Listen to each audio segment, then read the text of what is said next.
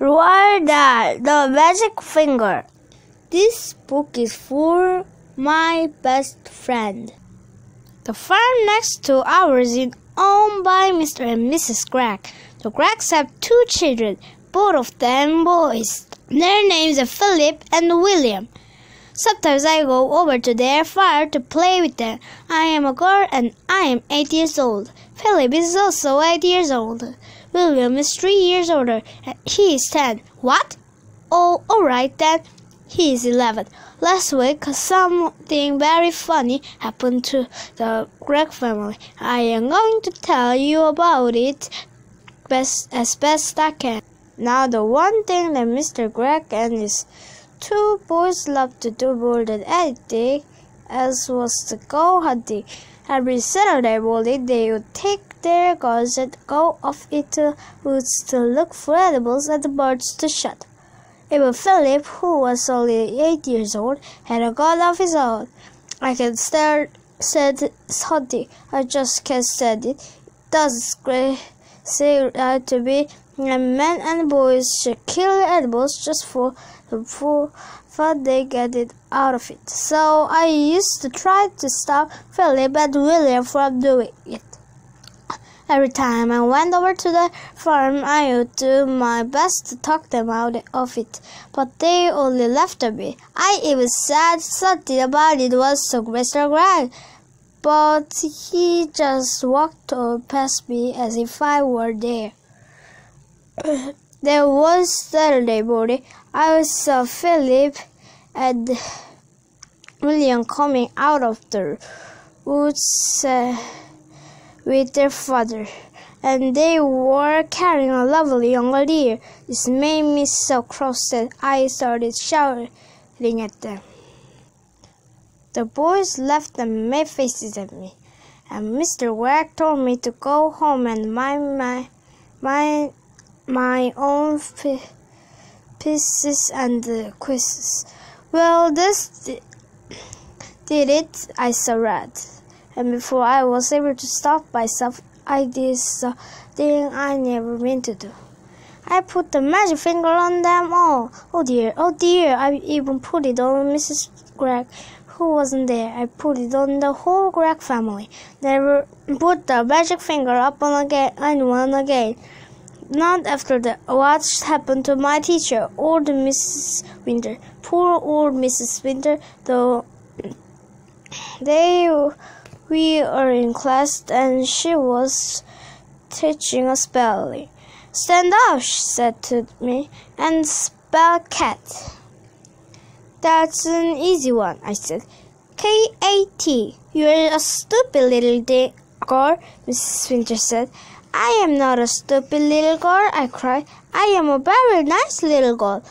Go and stand in the corner, Mrs. Winter said.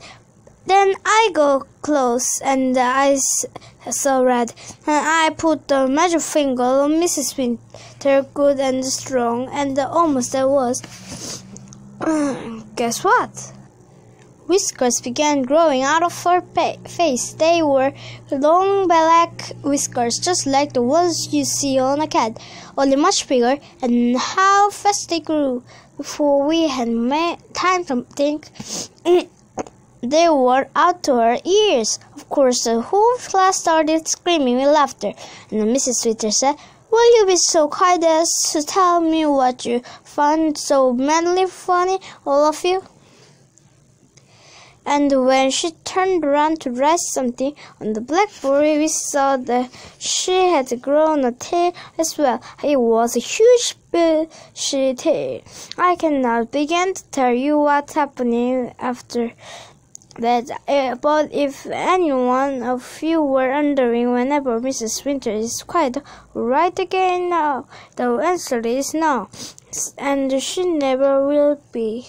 The magic finger is something I have been able to do all my life. I can tell you just how I do it, because I don't even know myself, but it always happens when I get close. When I see red, then I get very, very hot all over, and the tip of the forefinger of my right hand begins to tingle most terribly, and suddenly a sort of flash comes out of me, a quick flash like something electric. It jumps out and touches the person who has made the claw. After that, the magic finger is upon him or her, and things began to happen. Well, the magic finger was now upon the whole of the Greg family, and there was no taking it off again. I ran home and waited for things to happen. They happened fast. I shall now tell you what those things there were. I got the whole story from Philip and William the next morning after it was all over.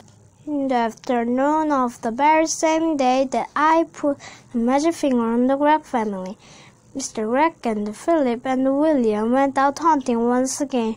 This time they were going after wild dogs, so they headed towards the lake.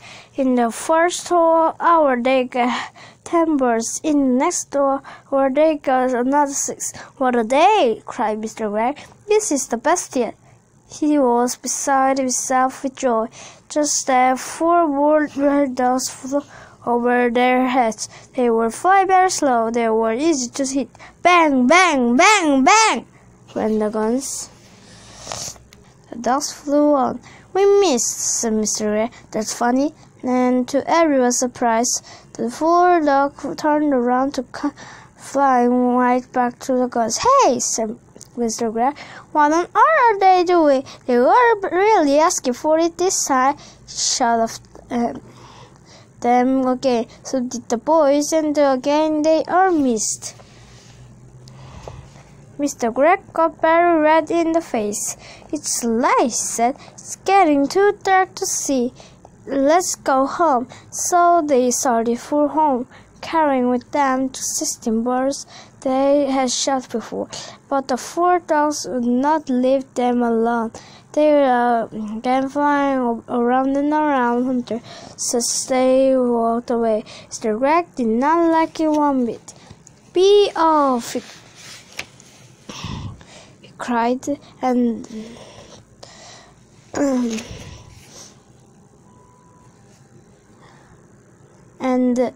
they began flying around and around the hunters who walked up. "Hey, Mr. Freak!" Mr. Greg did not like it one bit. "Be off!" he cried, and he shot at them many more times, but it was no good. He simply could not hit them. All the way the 4 dogs flew around in the sky above their heads, and nothing would make them go away. Late that night, after Philip and William had gone to bed, Mr. Greg went outside to get some wood for the fire. He was crossing the yard when all at once he heard the call of a wild dog in the sky. He stopped and looked up. The night was very still. There was a thin yellow moon over the trees on the hill, and the sky was filled with stars. Then Mr. Greg heard the noise of wings flying low over, he said, and he saw 4 dogs, dark against the night sky, flying very close together. They were going round and round the house. Mr. Greg forgot about the firewood and hurried back indoors. He was now quite afraid. Did not like what was going on, but he said nothing about it to Mrs. Greg. All he said was, "Come on, let's go to bed. I feel tired." So they went to bed and to sleep. When morning came, Mr. Greg was the first to wake up. He opened his eyes. He was about to put out a hand for his watch to see the time, but his hand wouldn't come out. "That's funny," he said. "Where's my hand?" He lay still, wondering what was up. Maybe he had hurt a hand in some way. He tried the other hand. It wouldn't come out either. He sat up. Then for the first time he saw what it looked like. gave a yell and jumped out of the bed. Mrs. Gregg woke up, and when she saw Mr. Gregg standing there on the floor, she gave a yell too, for he was now a tiny little man, was maybe as tall as of a chair, but no taller, and what his arms had been. He had a pair of dog's wings, he said. But, cried Mrs. Gregg, going purple in the face. My dear man, what's happened to you? What's happened to both of us, you mean? Shouted Mr. Gregg. It was Mrs. Gregg's turn now to jump out of the bed. She ran to look at herself in the glass, but she was not tall enough to see into it. She was even smaller than Mrs. Gregg. Mr. Gregg, and she too got wings instead of arms. Oh! Oh! Oh! Oh! sobbed Mrs. Gregg. This is witch's work, cried Mr. Gregg, and both of them started running around the room, flapping their wings. A minute later, Philip and William burst in. The same thing had happened to them. They had wings and no arms. They were really tiny. They were about as big as rabbits. Mama! Mama! Mama! shrieked Billy. Look, Mama, we can fly! And they flew up into the sky. Come down at once, said Mrs. Gregg. You were much too high. But before she could say another word, Philip and William had flown right out the window. Mr. and Mrs. Gregg ran to the window and looked out. The two tiny boys were now high up in the sky. Then Mrs. Gregg said to Mr. Gregg, Do you think we could do that, my dear? I don't see why not. Mr. Gregg said, Come on, let's try. Mr. Gregg began to flap his wings harder, and all up at once up he went. Then Mrs. Gregg did the same. Hush! She cried as she started to go. Save me! Come on! said Mr. Gregg. Don't be afraid. So out the windows they flew full up in the sky, and it did not take them long to catch up with Philip and William. Soon the whole family was flying around together. Wasn't it lovely? cried William. I've always wanted to know what it feels like to be on board. Wings are not getting tired to stay here, Mr. Gregg asked Mrs. Gregg. Not at all, Mrs. Gregg said. I could go on forever. Hey, look down there, and said Philip. Somebody's walking on in our garden. They all looked up, and there below them in our garden, they saw 4 enormous white dogs. Dogs were as big as men. And what is more, they had great long arms like men instead of wings. Dogs were walking in a line to the door of the Gregg's house, swinging the worms and holding their beaks high in the sky. Stop! cried the tiny Mr. Gregg, flying down low over their heads. Go away, that's my house. The dogs looked up and quacked. First one put out a hand and opened the door of the house and went in. Others went even after him. The door shut. The Greggs flew down and sat on the wall near the door. Mrs. Gregg began to cry. Oh dear, she sobbed. They have taken our house. What shall we do? We have no place to go. Even the boys began to cry a bit now. We will be eaten by cats and the foxes in the night, said Philip. I want to sleep in my own bed, said William. Now then, said Mr. Gregg, it isn't any good trying. That won't help us. Shall I tell you what we're all going to do? What? They said. Mr. Gregg looked at them and smiled. We are going to build a nest. A nest, he said. Can we do that? We must do it, said Mr. Gregg. We've got to have somewhere to sleep. Follow me. They flew off the tall tree, and right at the top of it, Mr. Gregg chose the place for the nest.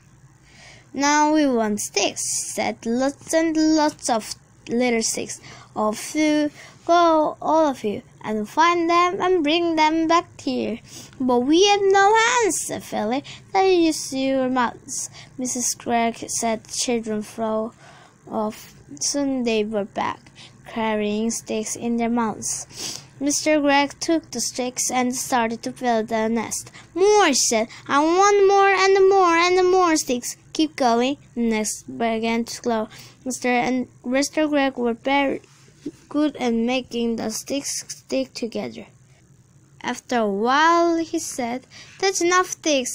Now I want leaves and the feathers and the things like that to make the inside nice and soft." The building of the nest went on and went on. It took a long time. At last it was finished. "Try," said Mr. Gregg, hopping back. He was very pleased with his work. "Oh, isn't it lovely?" cried Mrs. Gregg, going into and sitting down. "I feel I might lay on an egg well. Any moment the ice got inside her." "How warm it is," said William. "And what fun to be living so high up," said Philip. "We may buy more, but nobody can hurt up there. Here, what about food?" said Mrs. Gregg. "We haven't had a thing to eat all day." "That's right," Mr. Gregg said. "So we will now fly back to the house and go in by an open window and get a tin of biscuits with the folks weren't looking." "Oh, we will be packed it's by those dirty great dogs," cried Mrs. Gregg. "We shall be very careful, my love," said Mr. Gregg, and off they went. But when they got to the house, they found all the windows and doors closed. There was no way in. "Just look at the Beasley ducking cooking on my stove," cried Mrs. Gregg as she flew past the kitchen window.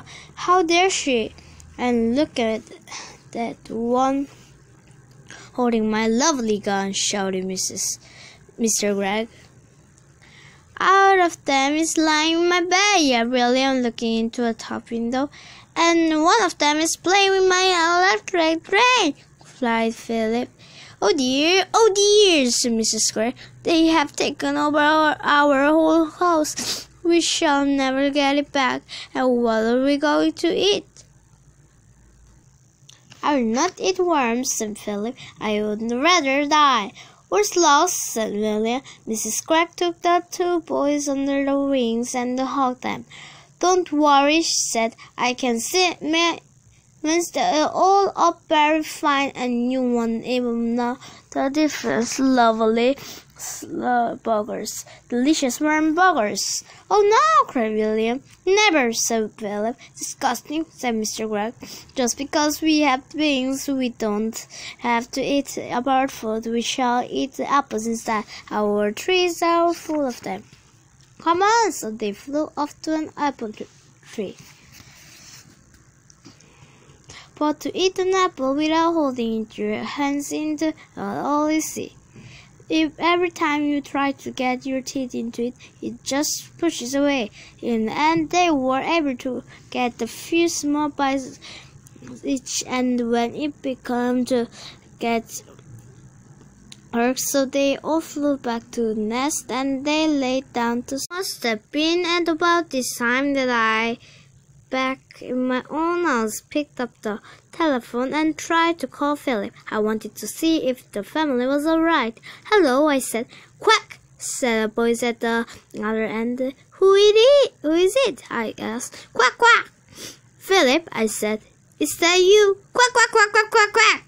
"Oh, stop it," I said. Then there came a very funny noise.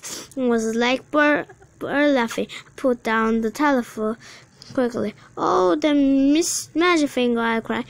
"What has it done to my friend?" Then I were Mr. and Mrs. Gregg, Philip, and Leon were trying to get some sleep up in the high nest. A great wind began to blow. The tree rocked from side to side, and everyone, even Mr. Greg was afraid that the nest would fall down. It came to rain. It rained and rained. The water ran into the nest, and they all got as wet as could be. And oh, it was a bad night. At last the morning came, and with it the warm sun. "Well," said Mrs. Gregg, "thank goodness that's over. I never want to sleep in a nest again." She got up and looked out to say, "Help!" she cried. Look down there!" "What is it, my love?" said Mr. Gregg. He stood up and peered over the side. He got the surprise of the life. On the ground below them stood the 4 enormous dogs as tall as men, and 3 of them were holding guns in their hands. One had Mr. Gregg's guns, one had Philip's gun, and one had William's gun. The guns were all pointing right up the nest. "No, no, no!" called out Mr. and Mrs. Gregg, both together. "Don't shoot, please don't shoot." "Why not?" said one of the dogs. It was the one who wasn't holding a gun. "You're always shooting at us." "Oh, but that's not the same," said Mr. Gregg. "We are around to shoot dogs." "Who allows you?" asked the dog. "Very nice. We allow each other," said Mr. Gregg. "Very nice," said the dog. "And now we are going to allow each other to shoot you." I would have loved to have seen Mr. Gregg's face just then. "Oh, please!" cried Mr. Gregg. "My 2 little children are all up here with us. You shouldn't shoot my children." "Yesterday you shot my children," said the dog. "You shot all 6 of my children." "I'll never do it again," cried Mr. Gregg. "Never, never, never!" "Do you really mean that?" asked the dog. "I do mean it," said Mr. Gregg. "I will never shoot another dog as long as I live." "That is not good enough," said the dog. "What about deer?" "I will do anything you say if you will only put down those guns," cried Mr. Gregg. "I will never shoot another dog or another deer or anything else again." "You will give me your word on that?" said the dog. I will," said Mr. Gregg. "Will you throw away your guns?" asked the dog. "I will break them into tiny bits," said Mr. Gregg. "And never again need you be afraid of me or my family." "Very well," said the dog. "You may now come down and by the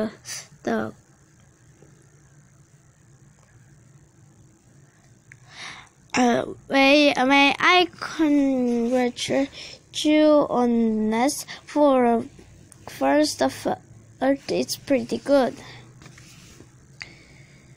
Mr. and Mrs. Gregg and Philip and William hopped out of the nest and flew down. There all at once everything went back before their eyes. They couldn't see, and at the same time funny feeling come over them all, and they heard a great breath blowing in their ears. Then the back that was before their eyes turned to blue, to green, to red, and then to gold, and suddenly they were standing in lovely bright sunshine in the old garden. Their old house, and everything was back to normal once again. "Our wings have gone!" cried Mr. Gregg, "and our arms have come back, and we are not tiny anymore," laughed Mrs. Gregg. "Oh, I am so glad!" Philip and William began dancing about with joy. Then high above their heads they heard the call of a wild dog. They all looked up, and they saw the 4 birds lovely against the blue sky, flying very close together, holding back to the lake in the woods. It must have been about half an hour less that I myself walked into the Greg's garden. I have come to see how things were going, and I must admit I was expecting the worst. At the gate I stopped and stared. It was a queer sight. In one corner, Mr. Greg was smashing all 3 guns into tiny pieces with a huge hammer. In another corner, Mrs. Greg was placing beautiful flowers upon 60 flaky mounds of soil, which I learned later when the graves of the dogs that had been shot the day before. And in the middle of the yard stood Philip and William, with the sack of their father's best berry beside them. All were surrounded by dogs, crows, pigeons, and sparrows, robins, larks, and many other kinds that I did not know. And the birds were eating the belly while the boys were gathering by a handful. "Good morning, Mr. Greg," I said. Mr. Greg lowered his hammer and looked at me. "My name is not Greg anymore," he said, "in honor of my fellow friends. I have changed it from Greg to Egg. And I am Mrs. Egg," said Mrs. Greg. "What happened?" I said, as they seemed to have gone completely dotted, all full of them. Philip and William, they began to tell me there's the nest. "Can you see? Right up the top of the tree. That's where we slept last night." "I built it all myself," Mr. Greg said proudly, "every stick of it." "If you don't believe us," Mrs. Greg said, "just go into the house and take a good at the bedroom. It's a mess. They filled the top right up to the brim." Philip said, "They must have been swimming around in it all night, and feathers everywhere. Dogs like water," Mr. said. "I'm glad they had a good time." Just then, from somewhere over by the lake, there came a loud bang. "Someone shooting!" I cried. "That's be Jim Cooper," Mr. Greg said. "He has 3 boys. They're shooting mad. Those Coopers, all the whole family." Suddenly I started to sweat, and I get very hot all over. Then the tip of my fingers began tingling most terribly. I could feel the power building up inside me. I turned and started running towards the lake as fast as I could. "Hey!" shouted Mr. Egg. "What's up? Where are you going?" "To find the Coopers," I called back. "Well, why?" "You wait and see," I said. "They will be nesting in the trees tonight, every one of them." Roald Dahl, The Magic Finger.